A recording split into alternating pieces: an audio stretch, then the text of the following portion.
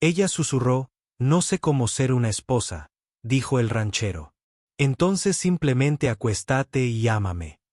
Territorio de Wyoming, finales del otoño de 1878. El viento aullaba en las llanuras como un espíritu inquieto, haciendo vibrar las contraventanas de una pequeña cabaña de madera, solitaria frente a la naturaleza. Dentro, el fuego crepitaba suavemente, proyectando una luz ámbar sobre las ásperas paredes pintadas de negro, y el silencio entre dos extraños unidos por la ley, no por el amor. LaVourne se sentó en el borde de la cama, con la espalda recta y las manos cruzadas sobre el regazo. Su vestido, una vez blanco, ahora amarillento por el tiempo, colgaba holgadamente de su cuerpo. No llevaba flores, no pronunció votos, no derramó lágrimas. La ceremonia no duró más de 10 minutos. El empleado apenas levantó la vista mientras sellaba el papel. Ahora ella era una esposa en el papel, en nombre, pero no en el corazón. Sus ojos permanecieron fijos en las tablas del suelo como si pudieran tragarse su agujero. Detrás de ella, unas botas se movían lentamente por la habitación. Ellie M. Secrae colocó suavemente su sombrero en un gancho y se quitó el abrigo. Él no habló. Él nunca dijo más de lo necesario. Un ranchero, un viudo, un hombre que había vivido más años con el silencio de los que la mayoría había vivido con las palabras. Podía sentir su presencia detrás de ella, sólida, tranquila, pesada, con el peso silencioso de alguien que no pedía mucho, pero daba más de lo que dejaba ver. «No sé cómo ser esposa», susurró. Las palabras se le escaparon antes de que pudiera captarlas, frágiles y temblorosas en el aire cálido. Ellie hizo una pausa, luego caminó hacia adelante, lento y seguro, hasta que estuvo frente a ella. Se agachó para encontrarla a los ojos, sin amenazarla, sin presionarla, simplemente allí. «No necesitas saberlo», dijo suavemente. «Simplemente acuéstate y ámame». Ni una orden, ni una súplica, sino una invitación ofrecida en silencio, envuelta en cuidado. Ella parpadeó. No había lujuria en su voz, ni expectativa. No había fuego en su mirada, solo calidez, una firmeza que se instaló en su piel como el anochecer. «Te amo», murmuró ella. «Ni siquiera sé qué significa eso». «No tienes por qué hacerlo», dijo. «Esta noche no». Se puso de pie y caminó hacia la silla junto al hogar, se sentó sin decir otra palabra, tomó un pequeño libro desgastado y hojeó sus páginas, sin leer, solo dándole espacio. Ella permaneció sentada, el silencio entre ellos ya no era una amenaza, sino un refugio. Este matrimonio no nació del romance. Había surgido por necesidad. Ellie sabía el peligro que ella corría, los hombres que la perseguían, la sangre en sus manos que no era suya. Y le ofreció algo que ningún hombre le había dado libremente: protección. El nombre M. Secrae tenía peso, y con él la ley. Como su esposa, nadie podía tocarla, ni legalmente ni fácilmente. Pero mientras estaba sentada allí, mirándolo a la luz del fuego, se dio cuenta de que él también le había ofrecido algo más. Elección. Ella se puso de pie lentamente, caminó hacia la cama y se deslizó bajo la colcha. Sus manos temblaban y se quedó sin aliento. La cama se movió suavemente momentos después. Ellie yacía a su lado, sin tocarla, solo respirando, firme, presente. El viento gritaba afuera. Dentro, el silencio florecía como algo sagrado. Ella no sabía qué era el amor, pero esta noche, por primera vez en su vida, se sintió lo suficientemente segura como para querer aprender. 3 meses antes, oeste de Kansas, verano de 1878. El sol caía implacable, como un juicio, sobre las colinas secas y la hierba quebradiza. El polvo se adhería a las botas de Laia Burns, a sus pestañas, al dobladillo de su falda remendada, su aliento tenía sabor a él. Caminaba con la cabeza gacha, las costillas doloridas y los pasos firmes solo por la fuerza de voluntad. Ella no había dejado de correr en días.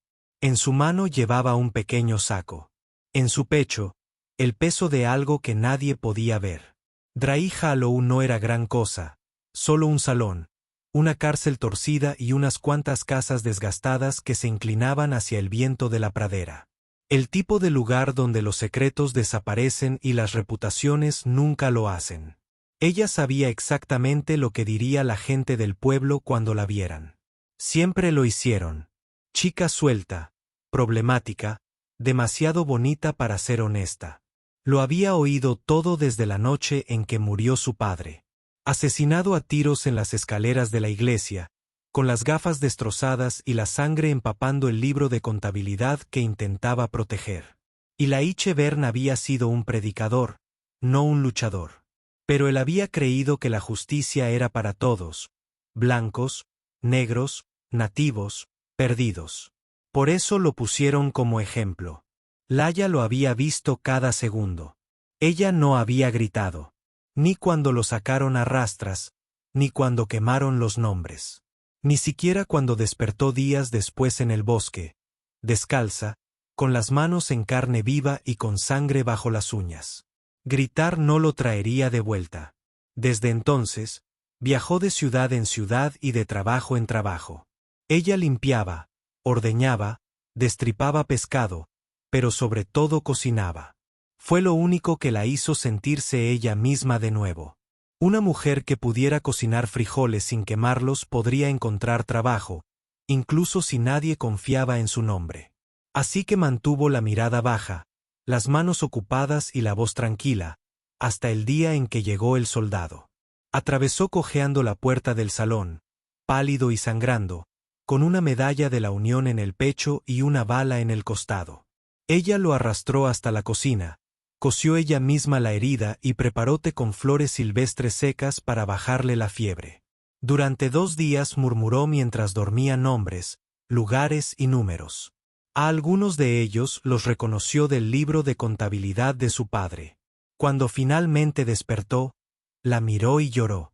«Hay un anillo», dijo. «Agentes de la ley, ganaderos, ferroviarios, trafican con niños indígenas, venden niñas a través de las fronteras estatales. Tu padre intentó detenerlo. Yo también. Pero eres el único que queda vivo que aún puede nombrarlos».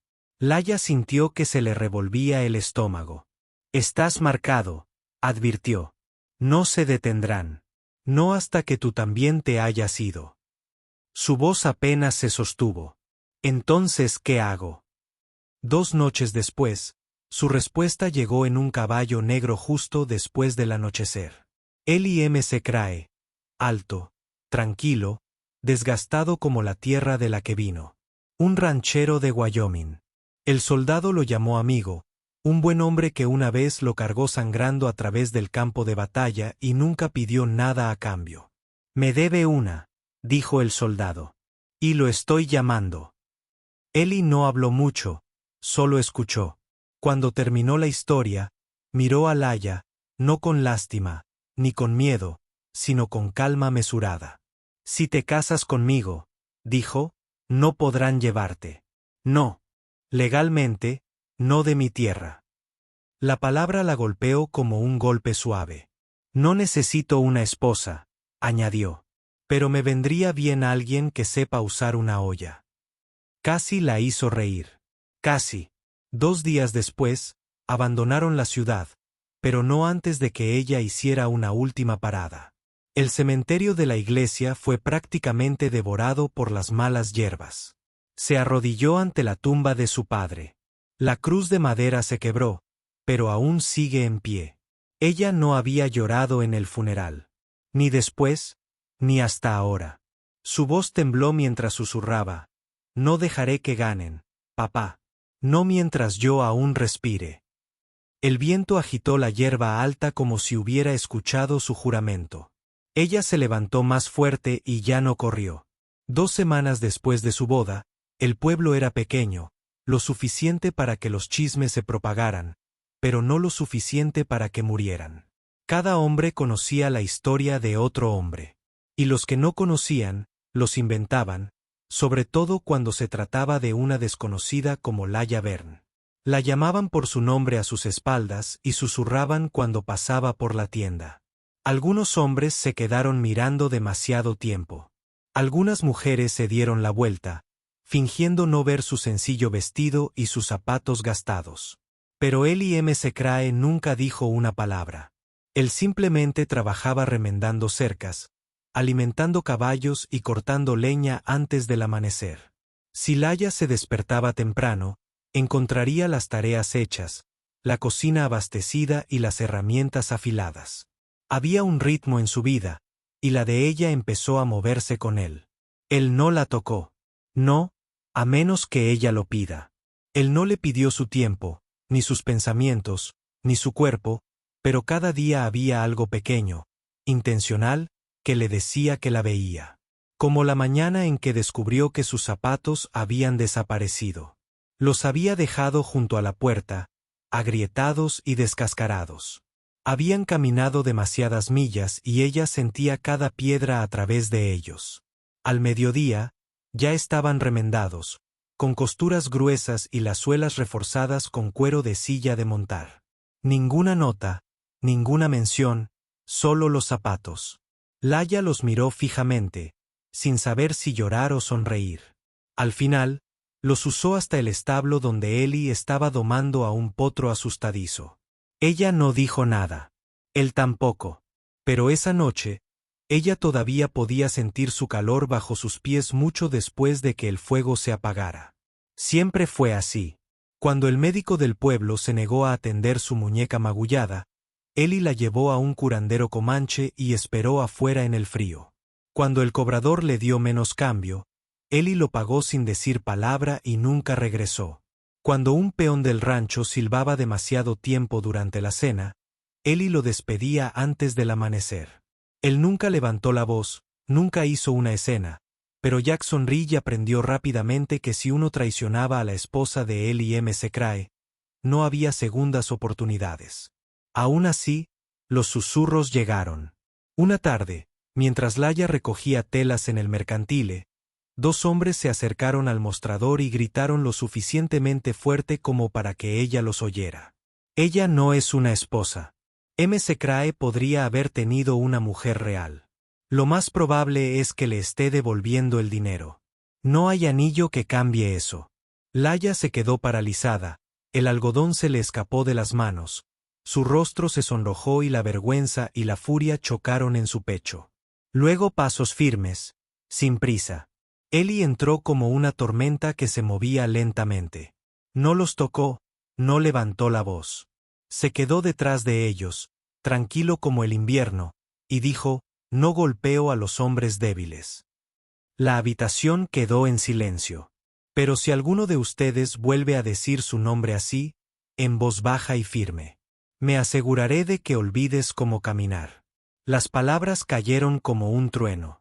Los hombres retrocedieron, murmurando disculpas y con las manos en alto.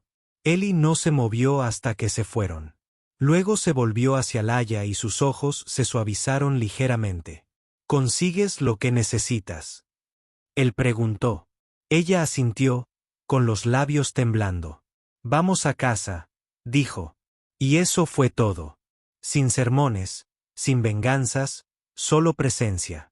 Un hombre de pie detrás de la mujer que el mundo intentó borrar, dejando en claro que no volvería a desaparecer.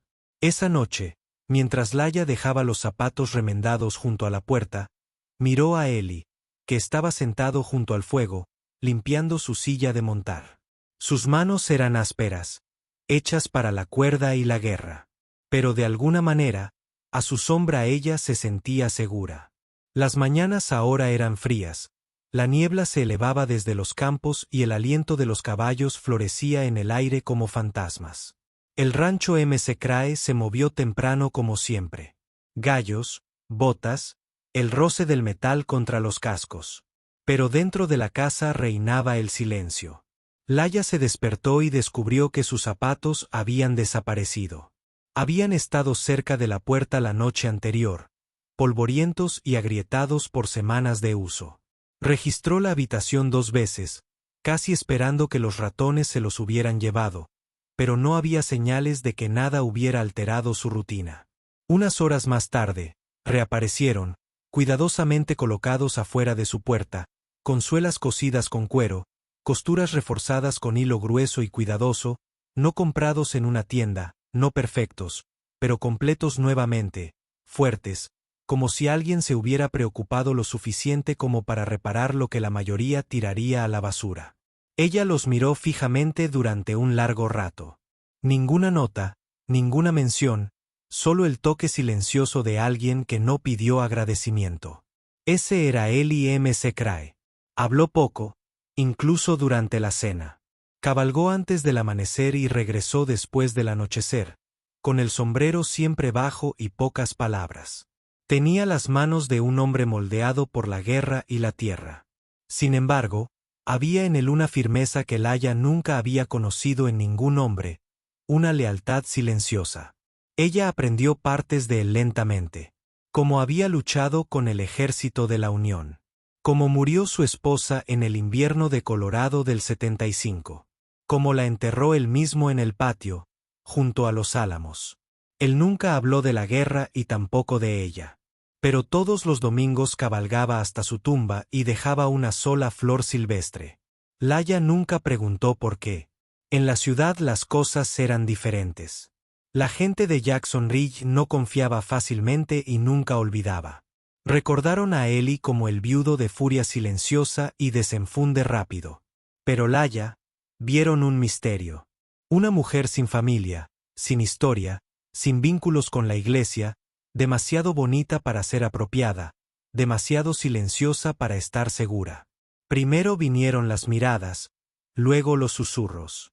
Ella no es mejor que las chicas de la parada del tren. Apuesto a que ni siquiera es su verdadera esposa. Ellie nunca le dijo que lo ignorara. En cambio, él se quedó detrás de ella. En el mercado, en los establos, en los bancos de la iglesia, nunca levantó la voz, nunca tomó su arma.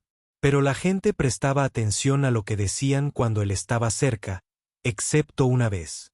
Ya casi anochecía afuera de la herrería. Laia había ido a recoger una tetera reparada. Ellie estaba de pie junto a ella, con las manos en los bolsillos de su abrigo. El hijo del herrero, borracho, joven, amargado, escupió al suelo cerca de sus botas y se rió. Es extraño cómo una mujer puede pasar de a esposa simplemente cambiando de ciudad. Laia se quedó congelada. Ellie dio un paso adelante con calma. No hay furia en su paso. No hay fuego en sus ojos. No golpeo a los hombres débiles, dijo. El niño parpadeó confundido. Pero si dices una cosa más sobre ella, continuó Ellie, con voz como grava rodando lentamente. Me aseguraré de que olvides cómo caminar. Las palabras golpean más fuerte que cualquier puño. El niño retrocedió, murmurando maldiciones en las que ya no creía. Ellie nunca rompió el contacto visual, ni siquiera pareció enojado. Simplemente cierto. Laia no dijo nada durante el camino de regreso. Él tampoco. Pero esa noche, cuando estaba sentada en el porche y lo observaba cepillar a su caballo en la oscuridad, vio algo que no había visto antes. No fuerza. Ella siempre supo que él era fuerte. Lo que vio fue moderación, misericordia, una especie de protección que no le hizo sangrar, sino que creó seguridad a su alrededor. Ladrillo a ladrillo, en silencio. Ella había crecido pensando que el amor era ruidoso, exigente y caliente como el fuego. Pero tal vez fue eso, un par de zapatos remendados, un silencio que nunca castigó, un hombre que eligió no luchar a menos que fuera para defender su dignidad. Y poco a poco, Laia comenzó a darse cuenta. Ella no temía sus manos. Ella confió en ellos. La primera nevada llegó temprano ese año. Pesado y suave, cubría las colinas y tornaba el aire gélido. Laia se despertó en silencio bajo la escarcha. Las ventanas cubiertas de hielo y el aroma del invierno en lo profundo del bosque. Ellie ya estaba en el patio ensillando los caballos. Se puso su viejo abrigo de lana, demasiado grande para ella, pero cálido.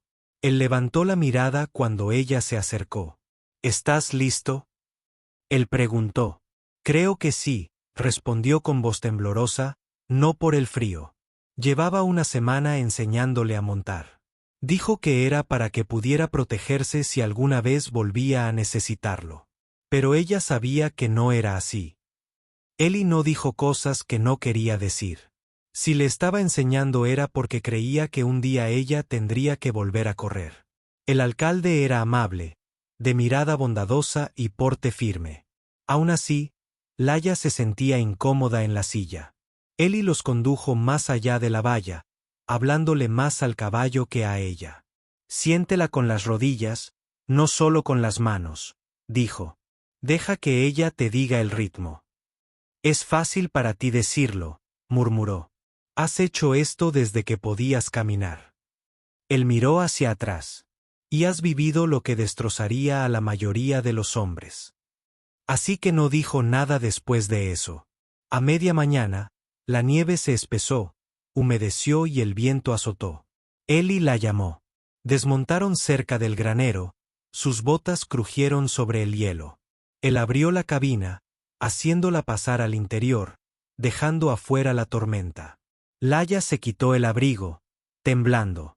Ellie se arrodilló ante la estufa de hierro, removiendo las brasas hasta que volvieron a brillar, emitiendo un calor parpadeante. Ella se sentó cerca del fuego, abrazando sus rodillas. Él se sentó a su lado, cerca pero sin tocarla. Los minutos transcurrieron en silencio, solo se oía el crujido de la madera y los suaves movimientos de los caballos en sus establos. Luego dijo suavemente, «Todavía tengo pesadillas». No preguntó de qué tipo. Él solo esperó. «Sueño con la iglesia», susurró. «Mi padre gritando. Humo».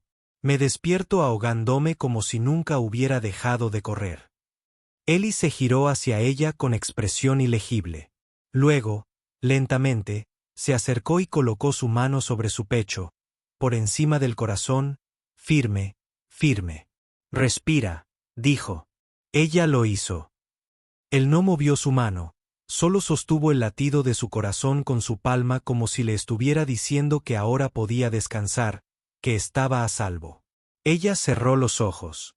Su tacto, el olor a cuero lleno, el calor del fuego, la tranquilidad de un hombre que no temía su dolor. Ella no supo cuando se inclinó hacia él. Ella solo recordaba haber despertado horas después, con la cabeza apoyada en su hombro y el brazo de él rodeándola suavemente. Ninguno de los dos se movió. Ninguno de los dos habló. Pero algo cambió, algo que no necesitaba palabras para ser real. Días después, cabalgaron hasta la ciudad en busca de provisiones. Los bancos de nieve se alineaban a lo largo de la calle y el viento golpeaba con fuerza la piel expuesta. Laia caminaba con una lista en la mano y su aliento empañaba el aire. La gente pasaba apresuradamente, con sus botas pisando fuerte, los niños riendo y los cascabeles de los trineos sonando en la distancia. Entonces ella lo vio. Elí estaba cerca del pozo hablando con el herrero. Una mano descansaba sobre su cinturón, mientras la otra gesticulaba mientras hablaba. Sólido. Aún así, un hombre tallado en una tierra tan familiar como las montañas detrás de él. Sin pensarlo, se acercó a él y, por primera vez desde que llegó a Wyoming, no miró a su alrededor para ver quién la estaba observando. Ella simplemente extendió la mano y tomó su mano. Ellie hizo una pausa. La sorpresa brilló en sus ojos, pero no se apartó. En lugar de eso, le dio un suave apretón en los dedos y siguió hablando como si fuera la cosa más natural del mundo. Y tal vez, solo tal vez, lo fue. La tormenta no vino con truenos. Vino con un nuevo diputado. Llegó a Jacksonville una fría mañana, luciendo una estrella plateada y una sonrisa burlona. Alto, delgado, con ojos azul pálido que parpadeaban muy poco y veían demasiado. Se presentó como el alguacil adjunto Grady Cain, transferido desde Abilene para ayudar a mantener el orden durante el invierno. Ellie supo que algo andaba mal en el momento en que lo vio. No por lo que dijo Cain, sino por cómo miró a Laia. Como si ya la conociera. Como si recordara cosas que ningún hombre decente debería recordar. Al principio, Laia no dijo nada. Ella apiló suministros, barrió el porche, preparó un guiso sin decir palabra. Pero cuando Caín se quitó el sombrero y dijo, «No esperaba verte tan al norte, cariño». Sus manos se congelaron a mitad del movimiento. Eli avanzó lentamente y con calma. «¿Conoces a mi esposa?». Él preguntó. Caín sonrió. «No oficialmente». Esa noche, Eli la llevó al granero. Afuera soplaba el viento, pero adentro hacía calor con el heno y la luz del fuego. Ella estaba sentada en un bordón. Él caminaba de un lado a otro. «Cuéntamelo todo», dijo. Y así lo hizo. Gradí Caín no fue solo uno de los hombres que incendiaron la iglesia. Fue él quien le cortó la garganta a su padre. Él dirigía toda la red de tráfico utilizando líneas ferroviarias para contrabandear niños y niñas nativos a través de los territorios. Su padre casi lo había descubierto. Y Laya con su memoria y su silencio había sobrevivido. «Creen que todavía tengo los nombres», susurró. «Pero no. Solo recuerdo 2». Eli dejó de caminar de un lado a otro. «No importa si él está aquí. Todavía están activos». Se giró, cogió su alforja y empezó a preparar el equipaje. Cabalgamos hacia el oeste de Montana. Silenciosos, remotos, desaparecemos. Pero Laya no se movió. «Si me escapo», dijo, «encontrarán a alguien más. Otra chica, otro predicador». La voz de Eli sonaba tensa. «Esta no es tu guerra». Ella lo miró a los ojos. «Sí, lo es». Discutieron largamente y en silencio. Le rogó que pensara en la seguridad. Ella se negó. Finalmente, Eli se sentó a su lado y se frotó la cara con las manos. «¿Qué es lo que quieres hacer?». Él preguntó. «Quiero testificar», dijo. «Un tribunal real, militar. Quiero que la gente sepa quién es.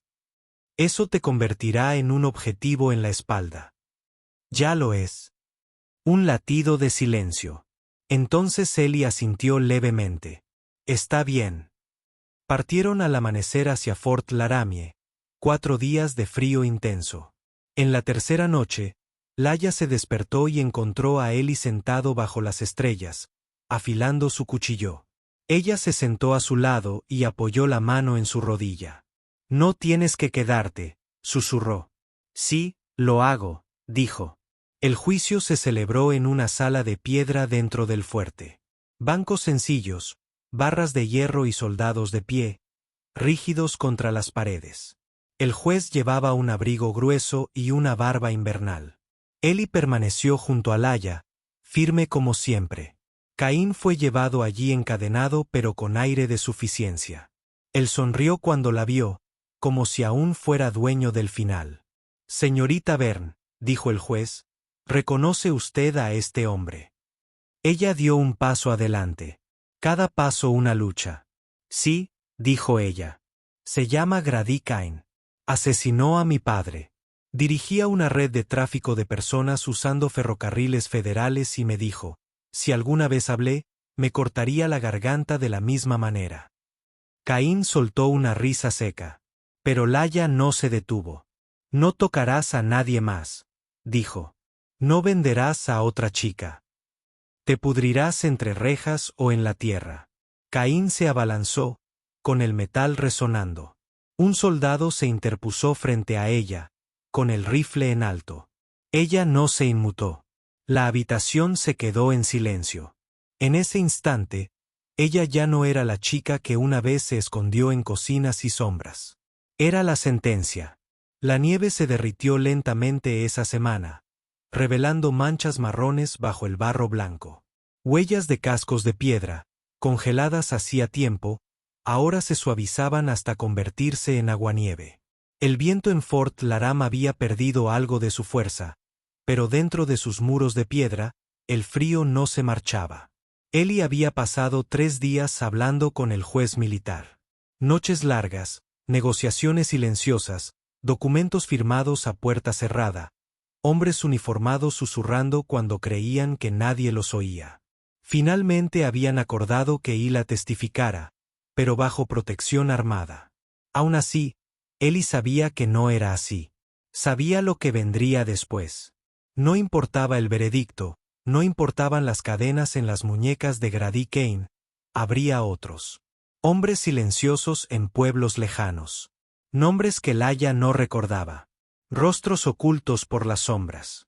Y uniformes. El tipo de peligro que no llevaba placa, pero sí la llevaba. Nunca volvería a estar a salvo. Así que Eli preparó la carreta. No se lo dijo al principio, solo arregló el eje, empacó las raciones, afiló su cuchillo y lo colocó debajo del asiento. 2 caballos, suficientes provisiones para 2 semanas cabalgando hacia el oeste a través de las montañas, fuera de su alcance, un lugar donde podrían desaparecer. Pero Laia se dio cuenta, vio cómo revisó las correas del arnés 3 veces, cómo habló menos de lo habitual, cómo la miró, no con preocupación, sino con despedida. Esa noche, mientras los soldados encendían lámparas y el juez revisaba sus notas, Laia encontró a Eli en los establos. Estaba de pie junto a la carreta, ajustando la lona.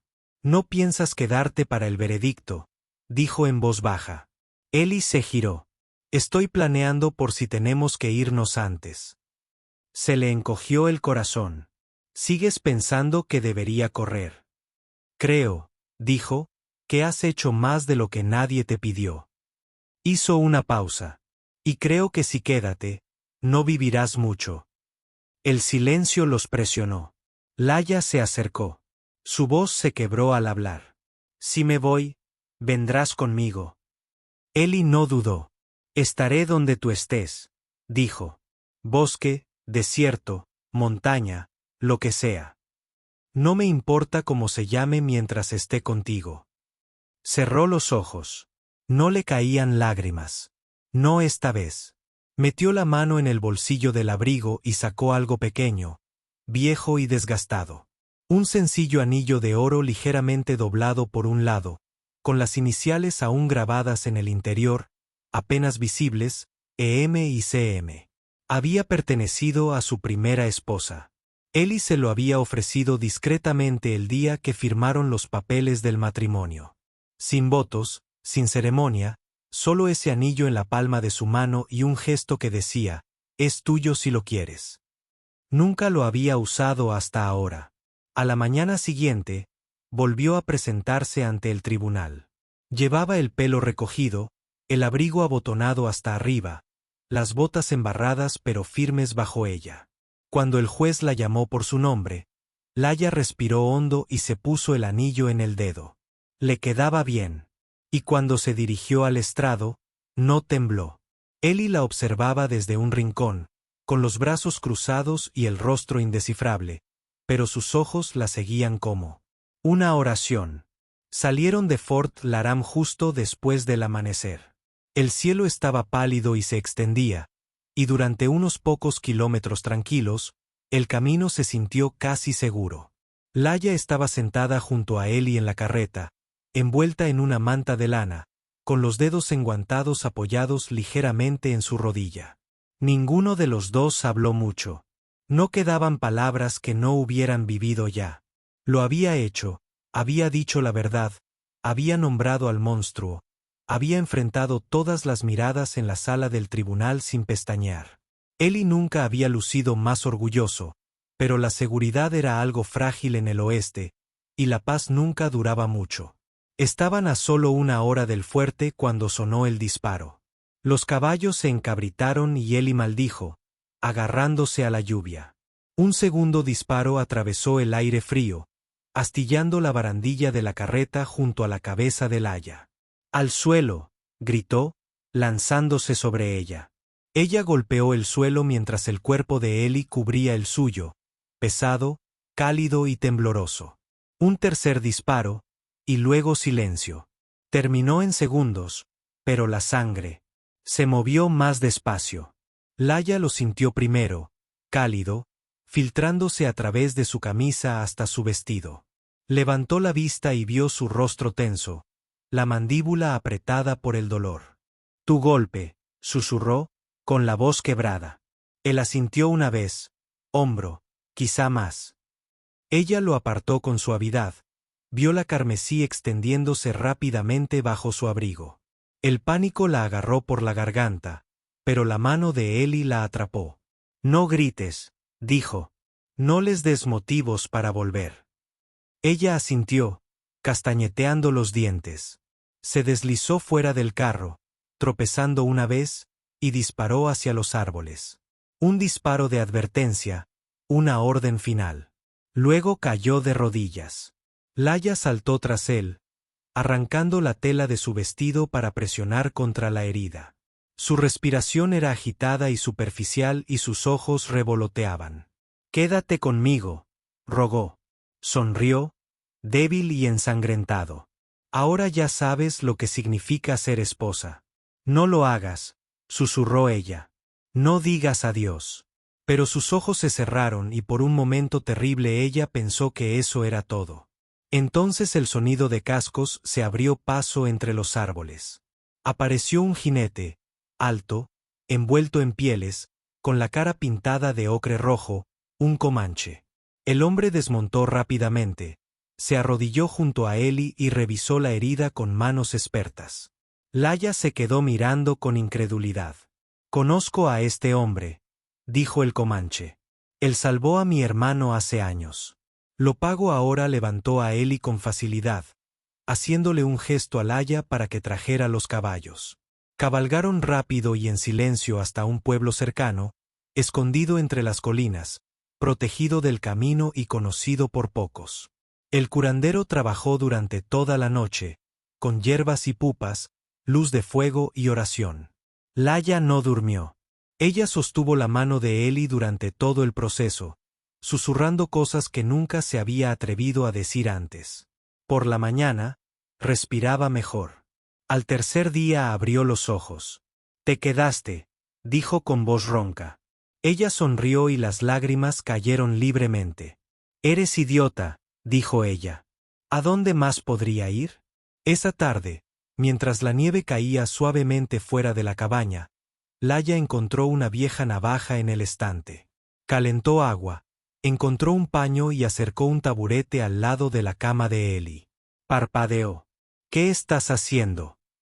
«Algo que haría una esposa», dijo. Ella enjabonó con cuidado, inclinándole suavemente la barbilla. Sus manos se movían lenta y firmemente. Él no se inmutó, ni una sola vez. Y en ese momento no había pasado, ni peligro, ni sala de tribunal, solo el aroma del humo de cedro, el calor de su aliento entre ellos y el sonido de los latidos de su corazón bajo su tacto. Por primera vez, no estaba simplemente sobreviviendo. Ella estaba en casa. La primavera llegó tarde a las llanuras ese año, pero cuando lo hizo, llegó en oro. La hierba regresó primero, verde y espesa, ondeando como seda bajo el viento. Entonces las flores silvestres florecieron, obstinadas y brillantes, coloreando las colinas como himnos olvidados. Eli ahora caminaba con un bastón, pero cada paso era más lento que antes. Pero seguro que nunca se apartó de su lado. No regresaron a Jackson Ridge ni a Fort Laram. Allí nadie recordaría sus nombres, y así lo querían. Juntos compraron un terreno cerca de la frontera con Montana. Colinas onduladas, un arroyo que cantaba por la noche y suficiente cielo para perder cada recuerdo. Construyeron una cabaña desde cero, una al lado de la otra. Sus manos estaban ampolladas, él tenía el hombro dolorido, pero se reían más que nunca. No más susurros, no más miradas, solo ellos y la tierra. Sus días estaban llenos de cosas cotidianas: remendar cercas, acarrear agua, partir el pan. Pero cada mirada llevaba una historia, cada toque una promesa. Una noche en particular, el cielo se abrió de par en par, plateado por la luz de la luna. El viento era suave y la tierra cálida debajo de ellos. Laia yacía en el césped afuera de su casa. Sus dedos se extendieron como raíces en el suelo. Sobre ella, las estrellas ardían silenciosas. Eli yacía a su lado, con los brazos detrás de la cabeza y la mirada perdida en algún lugar del cielo. Ella se volvió hacia él. «Creo que finalmente sé lo que significa», susurró. «¿Qué significa ser esposa?» Él no se movió, no parpadeó, simplemente dejó que las palabras flotaran entre ellos como polen. Pero después de un momento, giró la cabeza y la miró.